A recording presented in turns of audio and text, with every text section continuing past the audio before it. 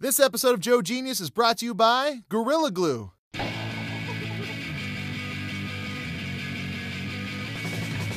This is your science class on a permanent field trip. This is Joe Genius.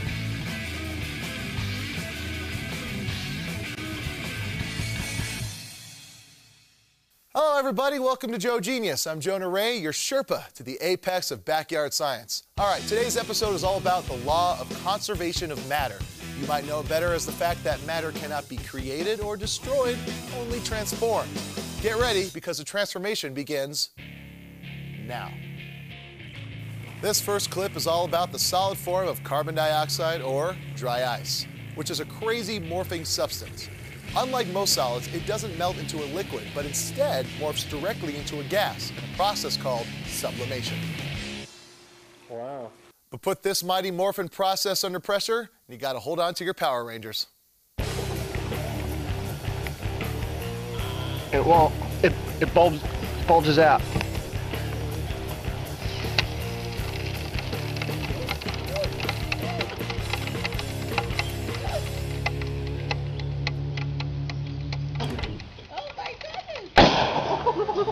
You see, when dry ice sublimates into a gas, all those carbon dioxide molecules fly apart, taking up a whole lot more space. And when you put the small cubes of dry ice in a sealed plastic bottle with some water, the warmth of the water makes the dry ice vaporize even faster. All that gas has nowhere to go, and as more and more gas fills the container, it pushes on the inside of the bottle until the container just can't take the pressure anymore. Car alarms going off in the name of science. Truly a beautiful thing. So we have this dry ice bomb, but what if we put it into something else? Like say, I don't know, how about a microwave?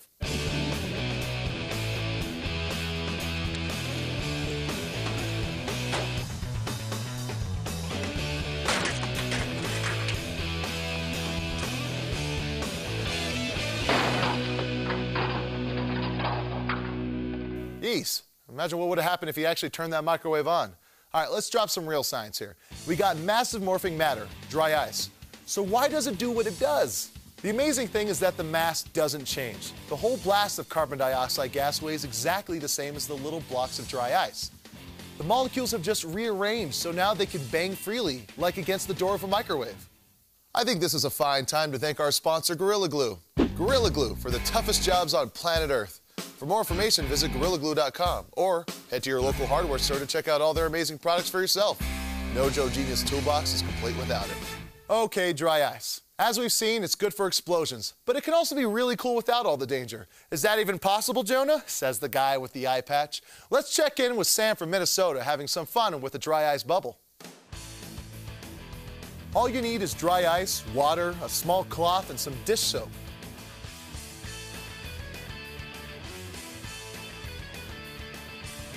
And there you go, you're banned from chat roulette. And you also have a really cool dry ice bubble. You too at home can make your very own dry ice bubble. All you're really gonna need to do is get a block of dry ice and put it in a bowl full of water, like thusly. And once that starts percolating, you're gonna need to get a 1-inch cloth and dip it in water and soap. And just get it really soaked in there. And then get the rim of the bowl or bucket you have soapy. Look at it. And then you're going to get the strip and just kind of glaze it over the rim of the bowl, thusly. And that should create your dry ice bubble. It's my own little special baby. Look at him grow. Look at him go. Rise.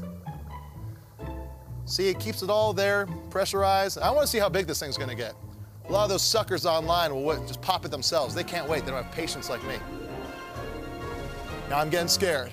How big will this thing get? Hey! Hoppa! Now that's how you make a dry ice bubble.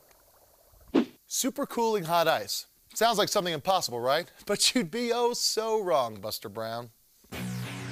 These crazy sculptures might look icy cold, but if you touch them, they're as hot as a hand warmer. And here's how it happened. Ellen dissolved sodium acetate in water until the water was fully saturated. Then she puts the mixture in a fridge, creating a super-cooled liquid, which means the sodium acetate mixture is in liquid form even though it's chilled below its freezing point. Supercooled liquids crystallize instantly when touched by a metal dish, your finger, or anything else that lets the supercooled liquid morph into the solid that it's really always wanted to be. That's how Ellen makes her sculptures and frosty designs. When liquid sodium acetate crystallizes, it's an exothermic process. That means the energy needed for the reaction to happen is less than the energy released. And that extra energy makes Ellen's morphing monuments icy hot even as they freeze. It's weird science. Sticking with the winter theme, here's how you can make instant snow. Take 5 grams of sodium polyacrylate, then add 100 milliliters of water. Then sit back and watch the winter wonderland appear. It's beginning to look a lot like science, miss. Morphing matter is a blast, but sometimes things don't go as planned. We found Dave Henson getting pretty frustrated with his supercooling experiment. Supercooling is where you take purified water or distilled water, freeze it past, or chill it to past its freezing point. It remains a liquid as such, i.e. this. It's liquid, and then when you agitate it, like so, it becomes, supposed to turn into ice, damn it. Mister, lied to me. Well, it was a good try on your part, David, so don't worry. We're going to give you the Joe Effort Award for all your hard work. It's kind of like getting an E for effort on your report card, which is to say that you failed. You know what I feel like doing? Thanking our sponsor, Gorilla Glue.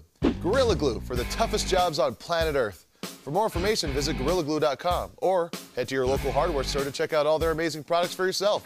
No Joe Genius toolbox is complete without it. Bad water. Bad. Why isn't it flashing? It's because it's not just water, it's a mixture of cornstarch and water. But if your water does look like that, please don't drink it. And if you have, consult a physician. But that's the thing about the mixture of cornstarch and water. It straddles the line between a liquid and a solid, morphing matter at its best.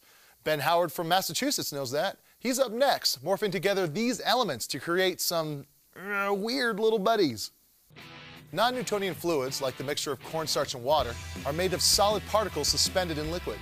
They quickly morph between states depending on slight changes in pressure. Squeezing, stomping, and vibrating will all do the trick.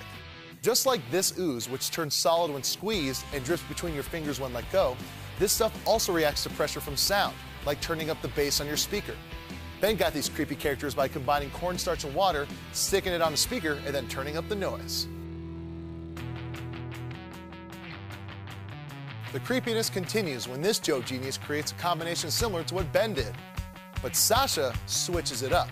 He puts the mixture on a metal sheet with sound waves blasting underneath it.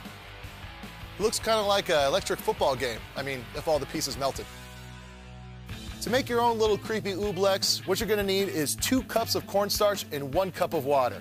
You're gonna need to just pour these in together to make your own special non-Newtonian fluid, which is that delightful little fluid that's not really a solid, not really a liquid. Mix this together very well. And be careful, it's gonna get real messy. And we're gonna pour our non-Newtonian fluid into the subwoofer. We're gonna turn on the bass, bring in the funk, and watch this guy dance. Let's see if he can win any hearts. DJ Billy, can you bust that beat, please? Oh, yeah.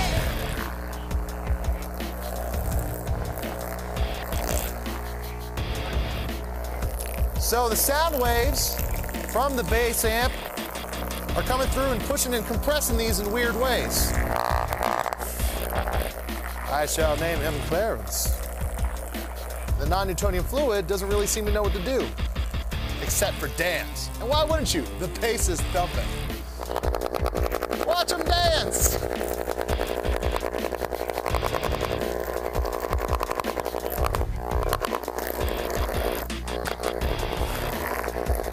Hit!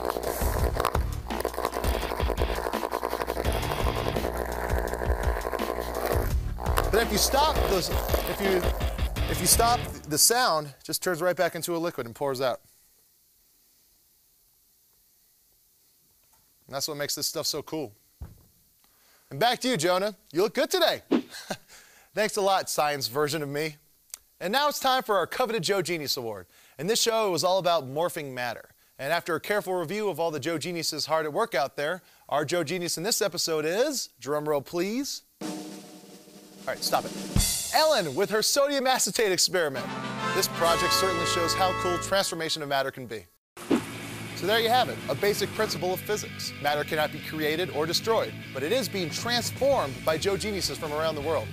Thanks for watching. I'm Jonah Ray, the scientific community's idiot. Savant. See you next time. And if you keep on going for it, get enough soap and water in there, you'll create a monster. This is what he's going to kick the other one's ass. No, it's getting too big for its britches. Joe Genius is brought to you in part by the National Science Foundation.